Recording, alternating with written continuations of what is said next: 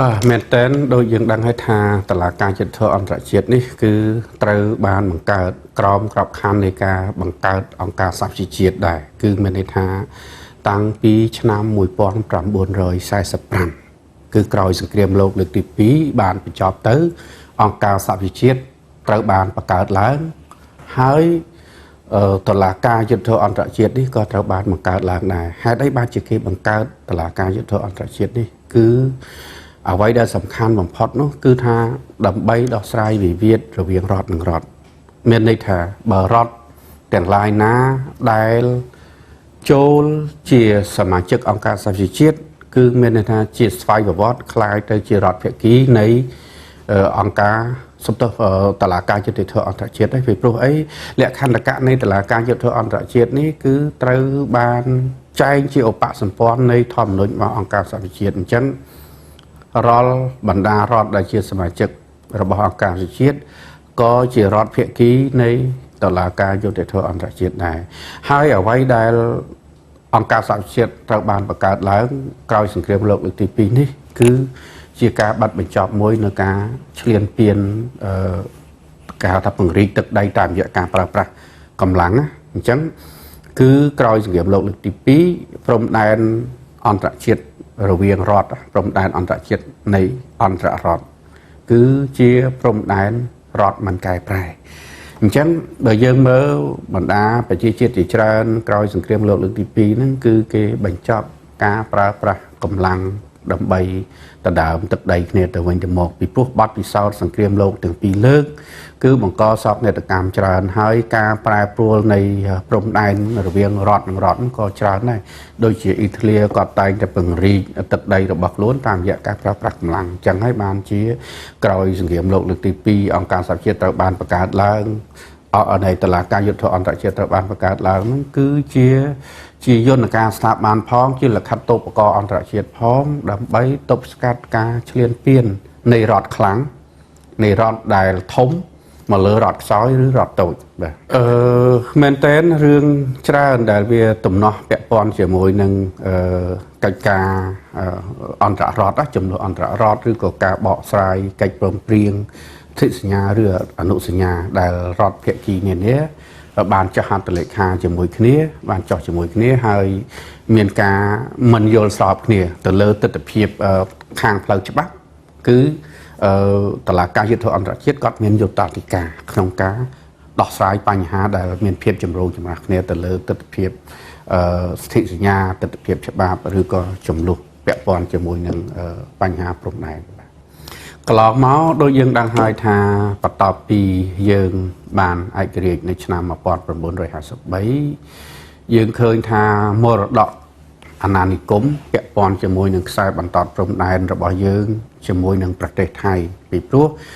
នៅពេលដែលយើងនិយាយពីខ្សែបន្ទាត់ព្រំដែនរវាងកម្ពុជានិងថៃគឺយើងនឹកទៅដល់សិទ្ធិសញ្ញាបារាំងសៀមឆ្នាំ1904និង1907ក៏ប៉ុន្តែក្រោយអាណានិគមយើងឃើញថាថៃបានរំលោភឈ្លានពានព្រំដែនរបស់យើងជាពិសេសគឺរំលោភកាន់កាប់ប្រាសាទព្រះវិហារប្រហែលឆ្នាំរហូតដល់កូណាសម្ដេចព្រះនរោត្តមសីហនុលោកបានប្តឹងទៅអង្គការសហជាតិទៅតឡាការយុទ្ធអន្តរជាតិពាក់ព័ន្ធជាមួយនឹងការរំលោភឈ្លានពានកាន់កាប់ប្រាសាទព្រះវិហារដែលធ្វើឡើងពីសំណាក់កងទ័ពថៃហ្នឹងគឺលោកដាក់បណ្ដឹងនៅឆ្នាំ1959រហូតដល់យើងបានទទួលជោគជ័យពីតឡាការយុទ្ធអន្តរជាតិនៅឆ្នាំ1962ថ្ងៃ15ខែមិថុនាអាហ្នឹងគឺយើងឃើញថាតឡាការយុទ្ធអន្តរជាតិបានកាត់សេចក្តីថាប្រាសាទព្រះវិហារនិងតំបន់ជុំវិញគឺស្ថិតនៅក្នុងអធិបតេយ្យដែលជាទឹកដីនៃប្រជាណាចក្រកម្ពុជាក្រោយមកទៀតយើងឃើញថាឆ្នាំ2008គឺប្រហែលកាលពី7-20ឆ្នាំមុននេះយើងឃើញហើយគឺថៃបានចូលរំលោភឈ្លានពានតំបន់ប្រាសាទព្រះវិហារយើងម្ដងទៀតបន្ទាប់ពីយើងបានដាក់ចុះបញ្ជីប្រាសាទព្រះវិហារជាបេតិកភណ្ឌពិភពលោកបេតិកភណ្ឌវប្បធម៌ពិភពលោកគឺថ្ងៃ15ខែកក្កដាឆ្នាំ2008គាត់បានចូលឈ្លានពានប្រាសាទព្រះវិហារម្ដងទៀតអញ្ចឹងនៅឆ្នាំ2011គឺរាជរដ្ឋាភិបាលកម្ពុជាបានស្នើទៅតឡាការយុទ្ធអន្តរជាតិម្ដងទៀតដើម្បីធ្វើការបកស្រាយសាសលេខា ឆ្នាំ1962នឹងឡើងវិញតឡាការនៅរក្សាការបកស្រាយដដែលថាប្រាសាទព្រះវិហារនិងតំបន់ជុំវិញគឺជាទឹកដីដែលជាអធិបតេយ្យនៃប្រជាជាតិកម្ពុជាហើយសួរថាតើតឡាការកត់សំអាងលើអីសំអាងលើផែនទីដែលជាឧបសម្ព័ន្ធនៃសន្ធិសញ្ញាបារាំងសៀមឆ្នាំ1904និង1907ដូច្នេះខ្សែបន្ទាត់ព្រំដែនរវាងកម្ពុជានិងថៃគឺជាខ្សែបន្ទាត់ព្រំដែនអន្តរជាតិដែលមានការទទួលស្គាល់ជាអន្តរជាតិមានការទទួលស្គាល់ដោយតុលាការយុត្តិធម៌អន្តរជាតិហើយមានតម្កល់នៅអង្គការសហប្រជាជាតិដូច្នេះការរំលោភឈ្លានពានណាមួយទៅលើខ្សែបន្ទាត់ហ្នឹងគឺជាការឈ្លានពានដែលកម្ពុជាមានសិទ្ធិក្នុងការឆ្លើយតបតាមផ្លូវទូតក្តី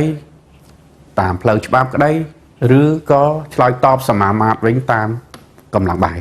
ខ្ញុំយល់ថាទី1ការនាំយកបញ្ហាព្រំដែនរវាងកម្ពុជានិងថៃជាពិសេសពាក់ព័ន្ធជាមួយនឹងប្រាសាទតាមាន់ធំប្រាសាទតាមាន់តូចប្រាសាទតាកបីនិងតំបន់មុំ3ទៅកាន់តុលាការយុត្តិធម៌អន្តរជាតិនេះគឺធ្វើឡើងត្រឹមត្រូវខ្ញុំគិតថាជារឿងមួយល្អយើងធ្វើដំណើរគ្នាជាមួយនឹងយន្តការទ្វេភាគីយន្តការកាប់ទូតទ្វេភាគីដែលមានសាប់ដែលសម្ដេចធិបតីក៏លោកបានបញ្ជាក់ដែរគឺយន្តការ GBC JVC ដែលមានស្រាប់ហ្នឹងយើងជំរុញយន្តការអាស៊ានយន្តការអង្គការជាតិដំណើរគ្នាជាមួយនឹងការប្តឹងទៅតុលាការយុត្តិធម៌អន្តរជាតិហើយប្រសិនបើគេនៅតែរំលោភបំពាន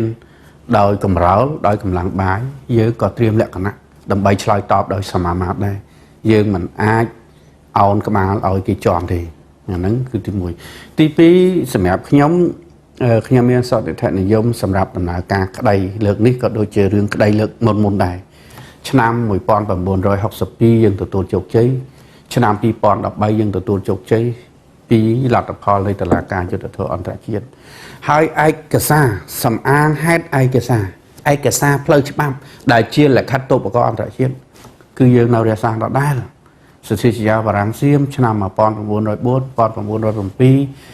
អនុសនៈយោគយល់គ្នារវាងថៃនិងកម្ពុជាឆ្នាំ2000និងកិច្ចព្រមព្រៀងដទៃទៀតដែលប្រទេសទាំងពីរបានចុះហត្ថលេខាពីព្រោះកម្ពុជាតែងតែសំអាងទៅលើលក្ខិតតុបករអន្តរជាតិដែលភាគីទាំងពីរជាហត្ថលេខីទៅលើកិច្ចព្រមព្រៀងដែលជាយន្តការទ្វេភាគីហើយអ្វីដែលយើងសំអាងខ្លាំងមែនទែនគឺភាពត្រឹមត្រូវនៃខ្សែបន្ទាត់ព្រំដែនរបស់យើងពីព្រោះកម្ពុជាអត់បានទៅរំលោភព្រំដែនប្រទេសណាទេ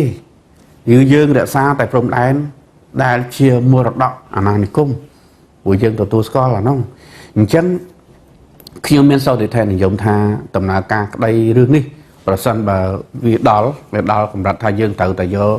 បញ្ហានោះទៅតុលាការយុត្តិធម៌អន្តរជាតិខ្ញុំក៏មានសោកធិនិយមដូចដែលបកគោណាលោកធ្លាប់បានធ្វើពីចុងទសវត្សរ៍ឆ្នាំ50ហើយទទួលបានជោគជ័យនៅដើមទសវត្សរ៍ឆ្នាំ60ដោយដែលរាជរដ្ឋាភិបាលក្រោមការដឹកនាំរបស់សម្ដេចតេជោកាលពីឆ្នាំ2011ហើយយើងទទួលជោគជ័យនៅឆ្នាំ2013ហើយលើកនេះដូចគ្នាខ្ញុំគិតថាពីព្រោះយើងសំអាងទៅលើឯកសារដដែលពីព្រោះខ្សែបន្ទាត់ព្រំដែនកម្ពុជាថៃដូចខ្ញុំបញ្ជាក់អញ្ចឹងគឺជាខ្សែបន្ទាត់ដែលសំអាងទៅលើសន្ធិសញ្ញាបារាំងសៀមឆ្នាំ1904 1907ទោះជាក្នុងស្ថានភាពណាក៏យើងនៅប្រើលក្ខិតតុបករអន្តរជាតិដដែលហ្នឹងហើយនឹងធាតុផ្សំផ្សេងទៀតដែលបង្ហាញអំពីចរិតឈ្លានពាននិងសកម្មភាពឈ្លានពានដ៏កម្រោលរបស់ប្រទេសថៃតាំងពីអាចថាចាប់ពីឆ្នាំ2008មករហូតមកដល់ឥឡូវហ្នឹងរហូតដល់ចុងក្រោយហ្នឹងណាថ្ងៃទី28ខែឧសភាឆ្នាំ2025នេះដែលទាហានថៃចូលមកបាញ់ទាហានខ្មែរដល់ប្រទាយក្នុងទឹកដីខ្មែរនេះគឺជាការរំលោភបំពានជាការឈ្លានពានមួយយ៉ាងច្បាស់កឡែតអញ្ចឹងយើងមើលយើងឃើញថាចរន្តរបស់ថៃគឺនៅតែបន្តសកម្មភាពឈ្លានពានរបស់ខ្លួនហើយរាជរដ្ឋាភិបាលកម្ពុជាចង់ណាស់គឺចង់ចរចាទ្វេភាគីតាមផ្លូវទូតដោយសន្តិវិធីយើងអត់ចង់យករឿងនឹងទៅវែងឆ្ងាយទេពីព្រោះយើងចង់បានតែភាពត្រឹមត្រូវទេនិយាយពីបញ្ហាព្រំដែនសម្រាប់រាជរដ្ឋាភិបាលកម្ពុជាមិនថាក្រោមការដឹកនាំរបស់សម្ដេចតេជោហ៊ុនសែនមិនថាក្រោមការដឹកនាំរបស់សម្ដេចធិបតីហ៊ុនម៉ាណែតទេ យើងចង់បានតែភាពត្រឹមត្រូវខ្សែបន្តដែលជាមរតកអាណានិគមដែលប្រទេសទាំងពីរទទួលស្គាល់ជាអូឡារឹកជាសិទ្ធិសញ្ញាអន្តរជាតិអញ្ចឹងយើងចង់ប្រើប្រាស់យន្តការទ្វេភាគីនឹងគឺយើងចង់ហើយប៉ុន្តែវាអត់បានផលក្រោយពេលដែលសម្រេចហើយចង់បំផុតទៅទីបំផុតទៅគឺថៃនៅតែអត់គោរពចាស់ហត្ថលេខានឹងដៃលុបចោលនឹងជើងសួរថាតើយើងរំពឹងទៅលើយន្តការទ្វេភាគីដល់ណាទៀតបើគេរំលោភយើងម្ដងហើយម្ដងទៀតណាអញ្ចឹងជំរឿសដែលនៅសេសសល់គឺយើងចាំបាច់ត្រូវតែប្តឹងទៅតុលាការយុត្តិធម៌អន្តរជាតិបើសិនជាថៃនៅតែក្លើនហើយខ្ញុំគិតថារឿងនេះគឺយើងមិនអាចដកថយទេយន្តការផ្លូវច្បាប់យន្តការការទូតយន្តការយោធាក៏យើងនៅតែរក្សាទន្ទឹមគ្នាយើងអត់អាចចោលសេនាយោណាមួយបានទេពីព្រោះថៃដូររដ្ឋាភិបាលមួយបញ្ហាកើតឡើងមួយគឺថារដ្ឋាភិបាលថៃដូរមកបញ្ហាដូររហូតហើយកិច្ចព្រមព្រៀងសិទ្ធិសញ្ញាទៅចោះជាមួយគ្នាមកគឺទុកដូចជាអាសាអត់ការដូចជាស្លឹកឆ្នោតដែលពួកនៃប្រជាជនថៃទិញដើម្បីផ្ទៀងហើយហ្នឹងដូច្នេះវាអត់មានតម្លៃយើងជារដ្ឋស៊ីវិល័យសតវត្សទី21ហើយយើងនិយាយបាត់ដៃក្នុងដៃបែបនេះគឺថាវាបាត់ទំនុកចិត្តបាត់ជំនឿហើយការប្តឹងនេះខ្ញុំគិតថាក៏ជាការលាតត្រដាងមុខមាត់ថៃទៅពិភពលោកឲ្យបានដឹងដែរថាប្រទេសថៃគឺអត់គោរពនៅអ្វីដែលជាកិច្ចព្រមព្រៀងទ្វេភាគីយើងចង់បានការគោរពគ្នាគឺប្រទេសក្បែរខាងគ្នាជាផ្នត់គំនិតប្រជាពលរដ្ឋខ្មែរក៏ដូចជាថ្នាក់ដឹកនាំរបស់យើងចង់រួមរស់ជាមួយគ្នាដោយសន្តិសហវិជ្ជមានគោរពអធិបតេយ្យឯករាជ្យបូរណភាពទឹកដីរបស់គ្នាទៅវិញទៅមកគោរពផលប្រយោជន៍គ្នាទៅវិញទៅមកសេចក្តីថ្លៃថ្នូរនឹងការមិនរំលោភបំពានកិច្ចការផ្ទៃក្នុងរបស់ផងគ្នាទៅវិញទៅមកយើងរក្សាប៉ុណ្ណឹងបានខ្ញុំគិតថាយើងរស់នៅជាមួយគ្នាសុខហើយកម្ពុជាអត់មានចង់ទៅបង្កចំនួនជាមួយប្រទេសក្បែរខាងណាទេរឿងនេះគឺវាចេញពីខាងភាគីថៃចេញពីខាងភាគីថៃត្រង់ថាគាត់ហាក់ដូចជាមិនអើពើទៅនឹងសេចក្តីសញ្ញាដែលគាត់បានចោះដែលជាមរតកអាណានិគមក្រោយសង្គ្រាមលោកលើកទី2គឺរដ្ឋទាំងអស់ត្រូវតែទទួលស្គាល់គោលការណ៍ព្រំដែនអន្តរជាតិមិនកែប្រែតែថៃខ្លួនឯងទៅគូផែនទីជាឯកតោភាគីដើម្បីរំលោភឈ្លានពានប្រទេសជិតខាងផែនទីព្រំដែនអន្តរជាតិគឺមិនអាចគូជាឯកតោភាគីទេបើសិនជាគូជាឯកតោភាគីខ្មែរក៏អាចគូបានគូយកដល់បាងកកគូយកដល់អយុធ្យាដល់សខោតីបរិយរ៉ាំច័ន្ទបុរីត្រាតស៊ីសកេតអីយកមកវិញអស់ហើយព្រោះអាហ្នឹងសិតតែដែនដីខ្មែរពីដើមតាប៉ុន្តែខ្មែរមិនដែលគូផែនទីជាឯកតោភាគីដើម្បីប្រកាសយកអធិបតេយ្យទៅលើទឹកដីប្រទេសជិតខាងទេគឺថៃខ្លួនឯងគូផែនទីជាឯកតោភាគីហើយប្រកាសយកទឹកដីប្រទេសជិតខាងទី1ទី2ជានយោបាយព្រំដែននិងទឹកដីយើងឃើញថាដូចជាខ្សែបន្តមួយដែលរដ្ឋាភិបាលណាមកក៏ដោយគឺវាហាក់ដូចជាបង្កប់នៅអាគោលនយោបាយនឹងមួយនៅក្នុងជាក្របខ័ណ្ឌរបស់រដ្ឋតែម្ដងវាគ្រាន់តែដូរតួអង្គដែលយើងមើលទៅម្ដងថាចោទថារដ្ឋាភិបាលម្ដងចោទថាពួកទាហានម្ដងចោទថាពួកអភិរក្សនិយមស្និទ្ធជាមួយរាជវាំងតាមពិតនៅតែថៃហ្នឹង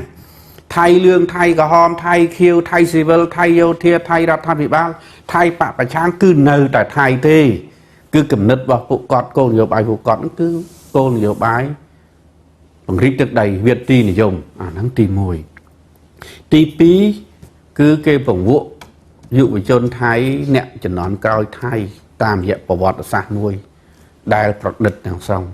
ជាការបំភ្លៃប្រវត្តិសាស្ត្រអំពីទឹកដីរបស់ខ្លួនអញ្ចឹងរហូតដល់អ្នកវង្វេងប្រវត្តិសាស្ត្រវង្វេងសម័យកាលខ្លះសម័យរហូតចង់បានប្រាសាទអង្គរវត្តត្រឡប់យកទៅវិញចង់បានខេត្តបាត់ដំបងត្រឡប់យកទៅវិញចង់បានសៀមរាបត្រឡប់យកទៅវិញចង់បានប្រទាយមានជ័យត្រឡប់ទៅវិញដោយសារអីដោយសារពេលដែលគាត់កើតធំធាត់មកគាត់រៀនជាមួយនឹងប្រវត្តិសាស្ត្រមួយដែលមានលក្ខណៈបំភ្លៃជាប្រវត្តិសាស្ត្រដែលបន្តបង្អាប់បន្ទាបបង្ថោកប្រទេសជិតខាងមើលងាយប្រទេសជិតខាងនៅពេលដែលយើងបង្រៀនមនុស្សជំនាន់ក្រោយបែបហ្នឹងតើយើងអាចឲ្យអ្នកជំនាន់ក្រោយមករស់ដោយសន្តិសហវិជ្ជមានដោយសុខដុមរមនាជាមួយអ្នកជិតខាងរបស់ខ្លួនដោយរបៀបណា អាហ្នឹងជាបញ្ហាដែលលំបាកដែលយើងក្នុងការដោះស្រាយបញ្ហាព្រំដែនជាមួយប្រទេសថៃចំណុចទី3ចរន្តអ្នកជាតិនិយមថៃនេះដែលខ្ញុំបញ្ជាក់មិញគឺថាចរន្តអ្នកជាតិនិយមនឹងអាចក្រុមប្រឆាំងទៅក្រុមពួកយោធា3 4ក្រុមហ្នឹងនិងក្រុមពួកអភិរក្សនិយមស្និទ្ធនឹងពួករាជវាំងហ្នឹងគេផ្ទេរអាបញ្ហាផ្ទៃក្នុងរបស់គេជួនកាលគេចង់ទម្លាក់រដ្ឋាភិបាលស៊ីវិលចង់ទម្លាក់រដ្ឋាភិបាលតកូលថាក់ស៊ីនគេរុញបញ្ហាព្រំដែនមកប្រទេសយើងហើយនយោបាយនេះណាខ្ញុំប្រាប់នយោបាយគាត់នេះបើសិនជាគាត់ជោគជ័យគាត់បានដីបើគាត់មិនជោគជ័យក៏គាត់អាចគេហៅថាផ្ទេរចំនួនផ្ទៃក្នុងមកប្រទេសក្បែរខាងបានដែរដូច្នេះគឺនយោបាយបើយើងគិតទៅវានយោបាយវាអត់ល្អសោះតែម្ដងសម្រាប់មនុស្សសតវត្សទី21ហ្នឹងវាល្មមឈប់ខ្ញុំចង់មើលឃើញកម្ពុជានិងថៃអាចរួមរស់ជាមួយគ្នាដោយសន្តិសហវិជ្ជមានយើងគោរពទៅយើងគោរពព្រំដែនដែលជាមរតកអាណានិគមយើងរួមរស់ជាមួយគ្នាទៅបញ្ហាព្រំដែនវាអត់មានចំណេញមានខាតអីដែលខំប្រឹងព្យាយាមមករំលោភបំពានខ្មែរសួរថាតើខ្មែរឥឡូវហ្នឹងគេសឹកចិត្តដេកឲ្យអ្នកឯងមករំលោភដែរឬយ៉ាងម៉េចខ្ញុំសូមបញ្ជាក់យើងមើលឥឡូវនេះទាំងការទូតខ្ញុំគិតថាខ្មែរយើងមានលក្ខណៈសម្បត្តិគ្រប់គ្រាន់ជាទស្សនវិជ្ជាផ្លូវច្បាប់ខ្មែរយើងមានលក្ខណៈសម្បត្តិគ្រប់គ្រាន់ក្នុងការតតាំងជាមួយនឹងប្រទេសថៃ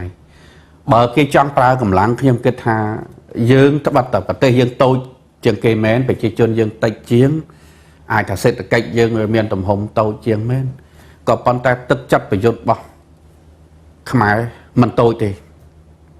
ខ្មែរតែហ៊ានខ្មែរអាចប្រយុទ្ធបានហើយសព្វាវុធរបស់យើងក៏ប្រហែលជាមិនទំនើបដោយថៃទាំងស្រុងក៏ប៉ុន្តែក៏មិនចាញ់ថៃដែរអាចខ្ញុំគិតថាបើសិនជាក្នុងភាពចាំបាច់ប្រើប្រាស់មធ្យោបាយយោធាកម្ពុជាក៏អាចមានសមត្ថភាពសមាមាត្រអាចតតាក់បានបាទអរគុណមែនតើគឺយើងត្រូវគិតជារួម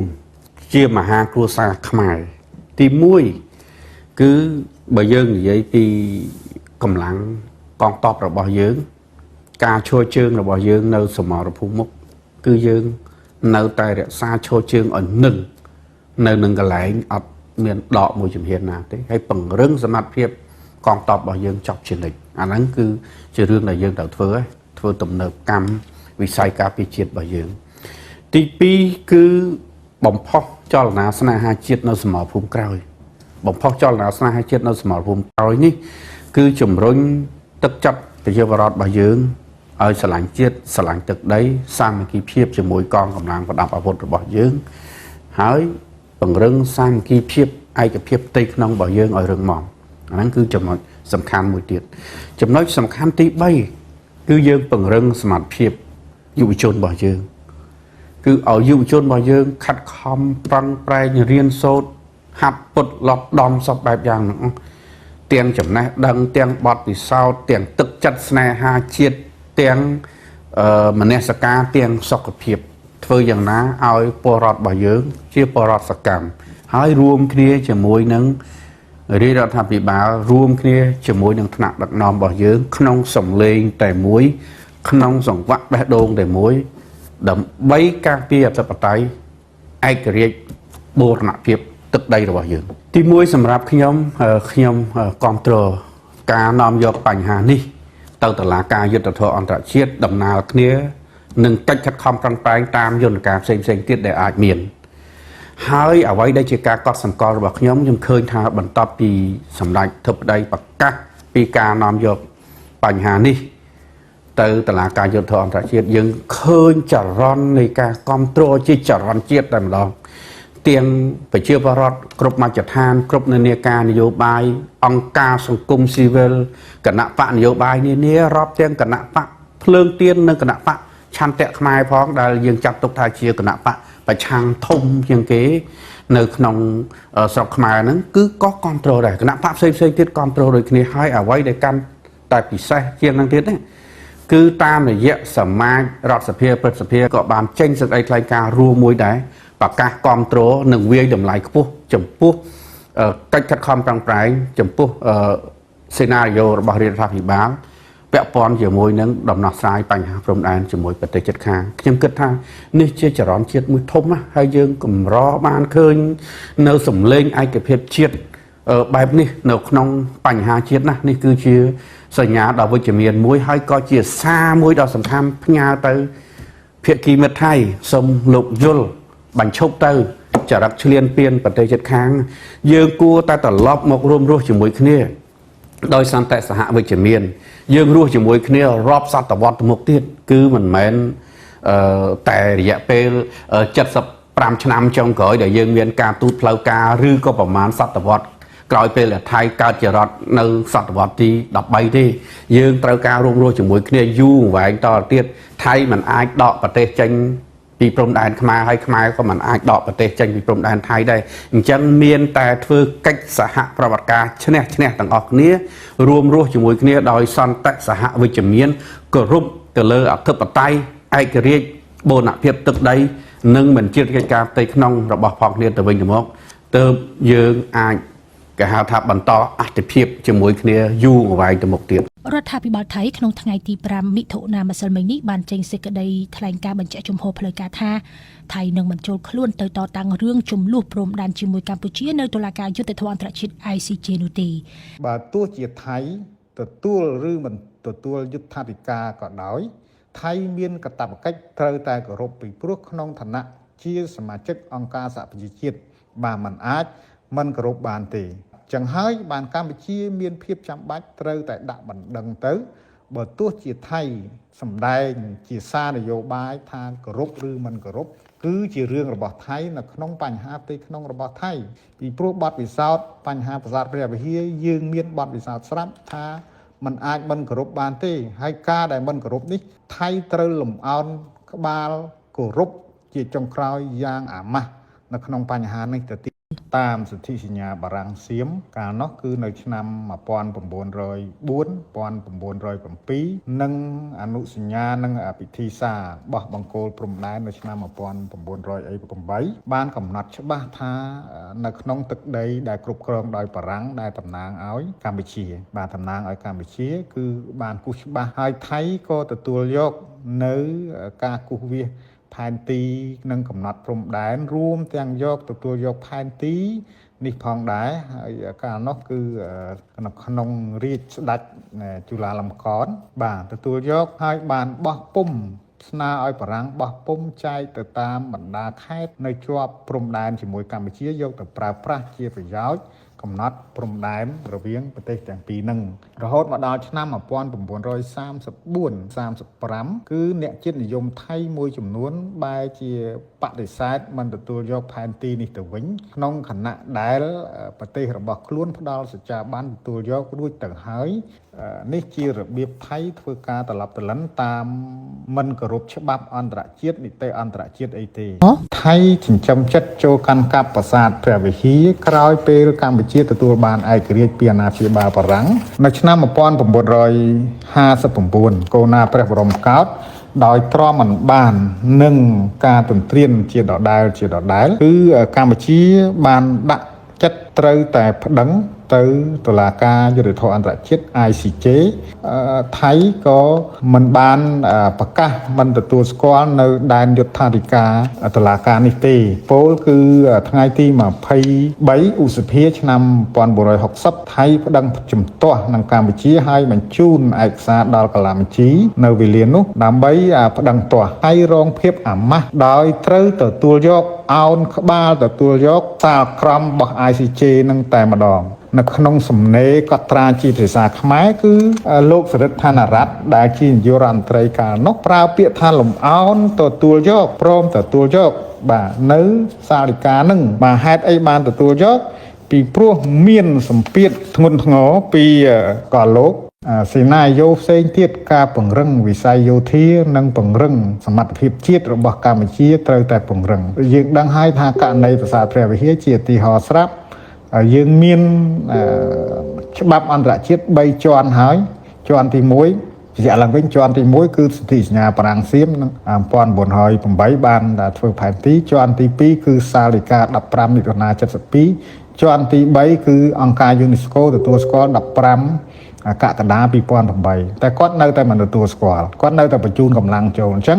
សេនាយោមួយទៀតគឺកម្លាំងយោធាកម្ពុជាត្រូវតែខ្លាំងគាត់ឡើងមកគាត់ចូលមកខុសច្បាប់យើងមានសិទ្ធិការពារអធិបតេយ្យត្រូវតែការពារភាពស្របច្បាប់របស់កម្ពុជាអញ្ចឹងត្រូវតែខ្លាំងបាទត្រូវតែខ្លាំងអានេះជាជំរឿស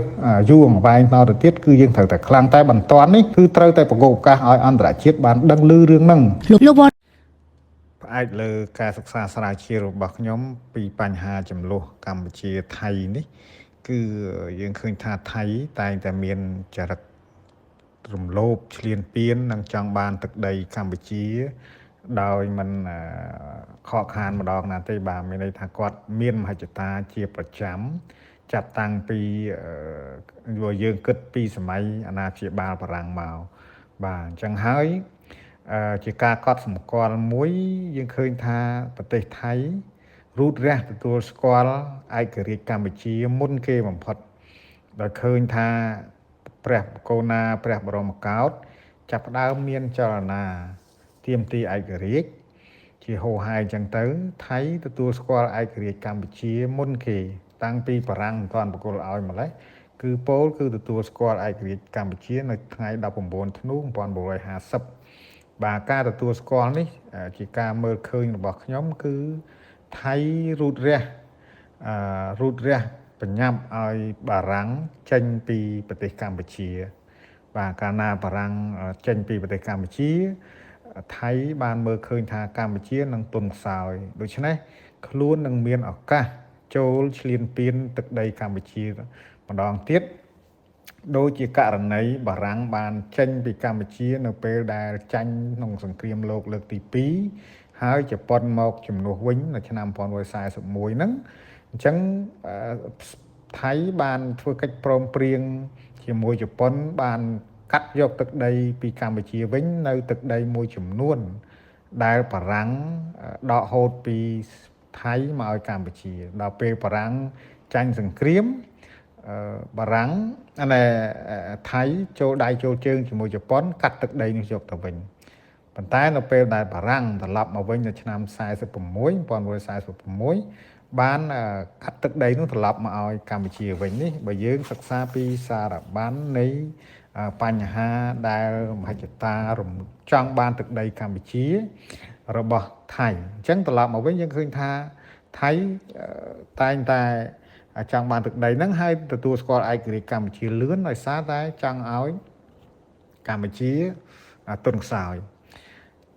នៅពេលដែលបារាំងបកគលឯករាជ្យពេញលេញឲ្យកម្ពុជានៅឆ្នាំ1954បាទពោលគឺយើងដឹងហើយថា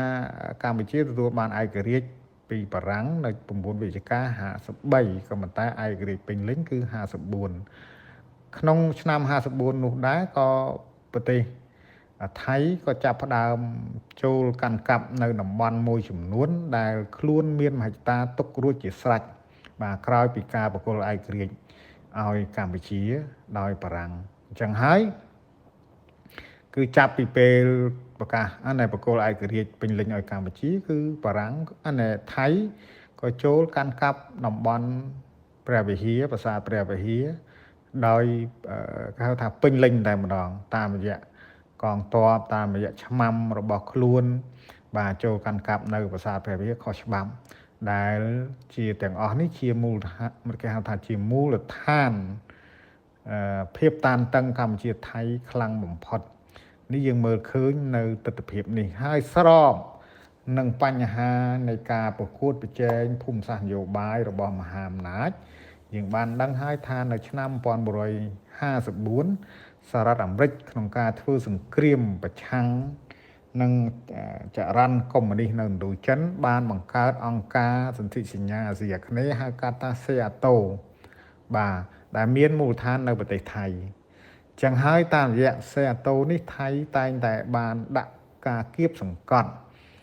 ធ្វើវិខង្សនាជាច្រើនលើកច្រើនសារនៅតាមព្រំដែននេះបាទនៅតាមបញ្ហាព្រំដែនកម្ពុជាថៃនេះដោយយកលេសសំអាងបង្ខំឲ្យកម្ពុជាចូលរួមនៅក្នុងចលនាសេអាតូនេះក៏ប៉ុន្តែមួយខាងទៀតគឺខ្លួនចង់បានទឹកដីកម្ពុជាបន្ថែម នេះជាអ្វីដែលបានថៃបានធ្វើនៅលើកម្ពុជាតែបកគោណាព្រះបរមកោដ្ឋជាជំរើសជាសេណារីយ៉ូគឺព្រះអង្គតែងតែតវ៉ានៅក្នុងការងារការទូតនិងការងារច្បាប់អន្តរជាតិបាទនេះជាការជ្រើសរើសរបស់ព្រះបរមកោដ្ឋដើម្បីទប់នៅការជ្រៀតជ្រែករបស់ថៃដោយសារតែយើងដឹងហើយថាទោះយ៉ាងណាយើងទទួលស្គាល់ថាក្រោយពីឯករាជ្យការពិតណាគឺកម្លាំងយើងនៅខ្សោយបកគោណាព្រះបរមកោដ្ឋទ្រង់ឆ្វេងយល់កិច្ចការនេះច្បាស់ម្ល៉េះហើយមានតែការងារការទូតនិងច្បាប់អន្តរជាតិទេដែលអាចទប់ទល់នឹងប្រទេសថៃបានអានេះយើងឃើញដូចនេះបាទអេរយាប័តរបស់ថៃជាឯកតោភាគីក្នុងការបិទច្រកព័ត៌មានយោធារបស់ថៃគឺបិទច្រកតំបន់និងច្រករបៀងក៏ប៉ុន្តែជាការពិតយើងឃើញថានៅម៉ោង4រសៀលនេះមានបិទច្រកអន្តរជាតិប៉ោយប៉ែតនិងច្រកអានសេះអីថែមទៀតនិងច្រកផ្សេងមួយចំនួនទៀតដែលនេះជាអេរយាប័តរបស់ថៃក្នុងការបិទជាឯកតោភាគីបានច្រកទាំងអស់មួយចំនួនហ្នឹងហើយក្រសួងការបរទេសក្រសួងការពារជាតិថៃបានអនុញ្ញាតឲ្យយោធាតំបន់មានសិទ្ធិគ្រប់គ្រាន់ក្នុងការបិទឬបើកច្រកទាំងអស់នោះចឹងហើយនេះជាអេរយាប័តប្រកាន់នៅយោធានិយមដែលជាការមើលឃើញរបស់ខ្ញុំយោធាថៃអាចនឹងដាក់សម្ពាធជានយោបាយដាក់សម្ពាធមកលើកម្ពុជាឲ្យកម្ពុជាព្យាយាមដកទ័ពចេញពីតំបន់ប្រឈមគ្នានៅមុំ3 200ម៉ែត្រដោយទៅការសំណូមពររបស់លើកឡើងរបស់ភាគីថៃតែកម្ពុជាមិនអាចធ្វើបានទេពីព្រោះនេះជាដែនអធិបតេយ្យរបស់កម្ពុជាហ្នឹងរឿងទី1រឿងទី2ថៃចង់ដាក់សម្ពាធកម្ពុជាដើម្បីយកទម្ងន់ចរចាឬក៏សន្ទនាគ្នានៅថ្ងៃទី14មិថុនានៅទីក្រុងភ្នំពេញបាទរឿងទី3គឺថៃចង់ដាក់សម្ពាធកម្ពុជាផ្នែកសេដ្ឋកិច្ចនិងសង្គមហ្នឹងគឺដើម្បីឲ្យកម្ពុជាទទួលយកការចរចាដោយទ្វេភាគីដោយមិនចង់យកសំណុំរឿងទៅ ICJ ជាដើមទាំងអស់នេះគឺជាអេរយាប័តដែលបំពានច្បាប់អន្តរជាតិអេរយាប័តដែលគេហៅថាបំពានទៅលើអ្វីដែលខ្លួនចុះកិច្ចព្រមព្រៀង MOU នៅឆ្នាំ2000ជាមួយកម្ពុជាដែលមាត្រា1កំណត់នៅការប្រើប្រាស់ឯកសារសម័យសន្ធិសញ្ញាបារាំងសៀមជាដើមបាទទាំងអស់នេះបានបង្ហាញនៅអេរយាប័តបំពានច្បាប់អន្តរជាតិនិងមិនគួរឲ្យទុកចិត្តនៅតំណតំណងជាអន្តរជាតិរបស់ប្រទេសថៃពីព្រោះយើងបានឃើញថាចុះកិច្ចព្រមព្រៀងជាមួយគ្នា MOU ជាមួយគ្នាទាំងកិច្ចព្រមព្រៀងចាស់សម័យអាណានិគមសម័យអាណាព្យាបាលនិងកិច្ចព្រមព្រៀងថ្មីជាមួយគ្នាតែថៃនៅតែមិនគោរពចឹងហើយនេះជាអេរយាប័តមួយបានបង្ហាញទៅអន្តរជាតិថាការដែលមានកិច្ចព្រមព្រៀងផ្សេងជាមួយថៃមិនគួរឲ្យជឿទុកចិត្តបានបាទចំពោះការបិទច្រកព្រំដែនវាមានរឿងពីររឿងទី1គឺប៉ះពាល់ដល់អ្នកផលិតហើយទី2គឺប៉ះពាល់អ្នកប្រើប្រាស់អញ្ចឹងសម្រាប់អ្នកប្រើប្រាស់ដូចជាមិនមានផលប៉ះពាល់ធ្ងន់ធ្ងរទេកម្ពុជាជាអ្នកទិញហើយបើសិនជាការបិទច្រកព្រំដែនគឺជាឱកាសឲ្យអ្នកផលិតក្នុងស្រុកយើងនឹងកាន់តែពង្រឹងការផលិតក្នុងស្រុកប្រសើរជាងមុនប៉ុន្តែសម្រាប់ប្រជាជនថៃវិញការបិទច្រកព្រំដែននេះគឺធ្វើឲ្យទំនិញផលិតសល់យកមកចាក់ចោលហើយនឹងប្រឈមជាមួយនឹងការផលិតលើសពីតម្រូវការដែរអញ្ចឹងរឿងបិទច្រកព្រំដែនវាមានកត្តាពីរកត្តាទី1គឺកត្តាអ្នកផលិតលើសហើយត្រូវយកបោះចោលទី2បញ្ហាអ្នកប្រើប្រាស់គឺខ្វះខាតនៅទំនិញប្រើប្រាស់ប៉ុន្តែការខ្វះខាតទំនិញប្រើប្រាស់យើងអាចជំនួសបានដោយការនាំចូលពីប្រទេសផ្សេងជាងការនាំចូលពីប្រទេសថៃដូច្នេះហើយខ្ញុំជឿថាការបិទច្រកព្រំដែនវាមិនមានផលប៉ះពាល់មកដល់ប្រទេសកម្ពុជាទេប៉ុន្តែវាផ្ទុយទៅវិញវាមានផលប៉ះពាល់ទៅដល់ប្រទេសថៃដែលជាអ្នកផលិតទៅវិញ